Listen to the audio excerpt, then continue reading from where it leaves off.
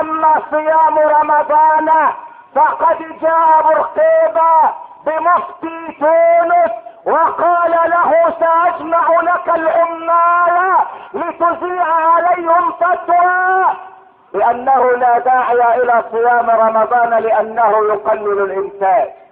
وجاء المفتي واجتمع الناس في ميدان كبير بتونس وقال الرئيس برقيبة ان صيام رمضان يقلل الانتاج ونحن في حاجة الى مزيد من الانتاج، وها هو ذا فضيلة المفتي سيعرض عليكم فتواه فاستمعوا له وانصتوا لعلكم ترحمون. وجاء المفتي ولما وقف امام الناس في الميدان قال لهم بسم الله وعلى بركة رسول الله ايها الناس اشهد الله وملائكته وحملة عرشه وانبياءه ان برقيبة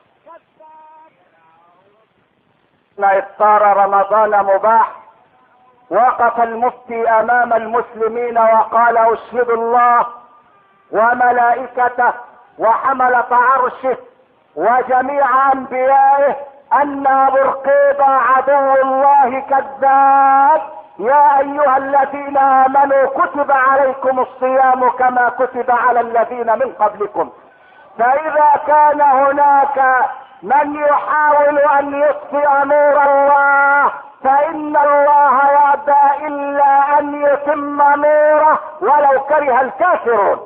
استقيموا يرحمكم الله وسووا الصفوف وسدوا الفرج ولا تختلفوا فتختلف قلوبكم.